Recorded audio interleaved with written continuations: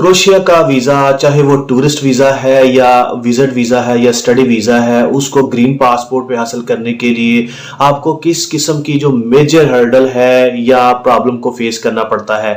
क्या उस प्रॉब्लम को फेस करने के बाद वीज़ा मिलने के चांसेस बढ़ जाते हैं या किन कैंडिडेट्स को वीज़ा अप्लाई करना चाहिए और इसके लिए डॉक्यूमेंटेशन कौन सी रिक्वायर्ड है, स्पेशली जब ये शेंजन स्टेट है, शेंजन स्टेट का हिस्सा बन चुका है। उसमें जो वीज़ा फ्री जोन है शेंजन कंट्रीज की, उसका पार्ट उसमें मर्ज हो चुका है।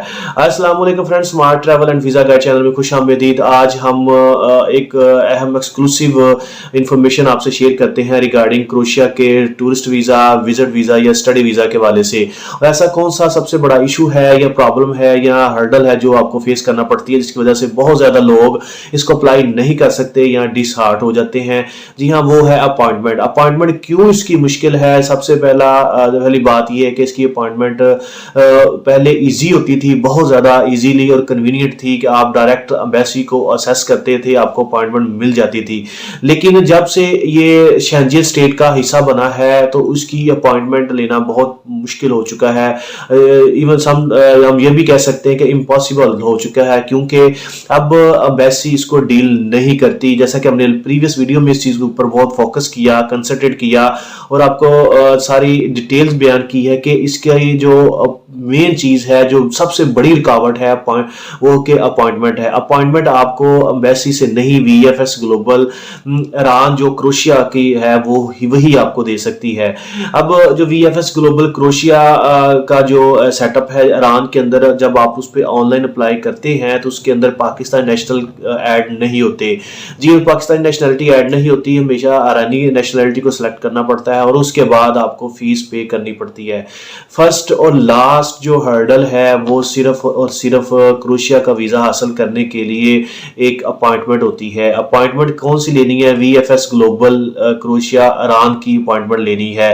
वो अपॉइंटमेंट के भी मिल जाती है, लेकिन सबसे इससे बड़ी जो रुकावट है वो फीस पेमेंट की होती है। फीस आप पाकिस्तानी कार्ड से, डेबिट, क्रेडिट या एटीएम कार्ड से या इंटरनेशनल ट्रांजैक्शन से बिल्कुल पे नहीं कर सकते, क्योंकि ईरान में जो इकोनॉमिकल सैंक्शन की वजह से आप अपने कार्ड से पे नहीं कर सकते। सिर्फ उसकी फीस वही बंदा पे कर सकता है जिसके पास ईरान का एटीएम कार्ड है, क्रेडिट कार्ड या बैंक अकाउंट है, उस वाले सिर्फ वही पे कर सकता है और अपॉइंटमेंट ले सकता है। जी हाँ दोस्तों, अगर आपको अपॉइंटमेंट मिल गई है तो आपको वीज़ा लगने के या वीज़ा ग्रांट होने के चांसेस बहुत ज़्यादा बढ़ जाते हैं, बशर्ते है कि आपकी प्रोफाइल स्ट्रॉन्ग हो, आपकी कुछ कंट्रीज़ की ट्रैवल हिस्ट्री भी मौजूद हो, क्योंकि डेफिनेटली इसका शेंजन स्टेट के अंदर मर्ज हो चुका है। आप इसका वीज़ा लेके 27 स्टेट्स में, कंट्रीज़ में, यूरोप की जो शेंजन स्टेट है उसके अंदर घूम फिर सकते हैं, ट्रैवल कर सकते हैं। जी हाँ दोस्तों, ये वो इसके बाद अगर हम बात करें इसकी वीज़ा रेशो कैसी, कि वीज़ा रेशो कैसी है? Visa ratio as compared to बाकी जो कंट्रीज़ हैं शेंजन है उनसे बेटर है, और इसकी वीज़ा रेशो शेंजन स्टेट का हिस्सा बनने से पहले भी बेहतर थी, क्योंकि इसमें थोड़ी सी आपको स्ट्रगल और एफर्ट करना पड़ती थी। डॉक्यूमेंट्स वहाँ पे कोरियर करवाने पड़ते थे, उसके बाद फीस पेमेंट के बाद आपकी अप्रूवल आती थी या वीज़ा रिजेक्शन की आपको मेल आती थी। शर्त ये होती थी कि आपने जो वीज़ा फीस है, एम्बेसी फीस को पे किया हो, वो किसी भी सोर्स से, चाहे वो आप ईरान से या खुद जाके कोई भी एंगल से।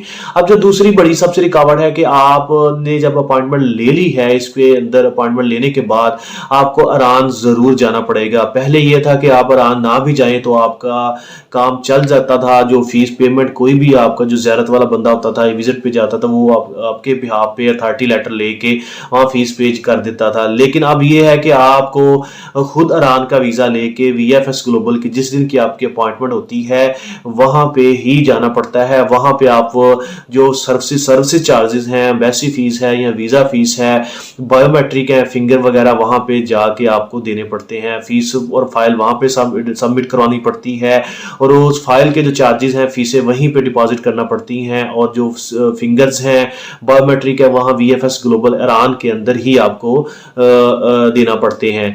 उसके बाद दोस्तों डेफिनेटली ये चीज़ अंडरस्टूड बात है कि पाकिस्तान में जब आप VFS ग्लोबल जैरिस में कोई भी फाइल सबमिट करते हैं तो उसका कोई टाइम स्पैन होता है, प्रोसेसिंग टाइम होता है वो 10 से 15 दिन के अंदर होता है। सेम वो भी जो VFS ग्लोबल क्रोएशिया का वो भी 10 से 15 दिन आपसे आपका टाइम लेता है, उसके बाद आपको पासपोर्ट की डिलीवरी होती है। जी हाँ दोस्तों, जब आपका वीज़ा ग्रांट हो जाता है या नहीं होता, आपको खुद ही वहाँ पे वीज़ा के रुकना पड़ता है।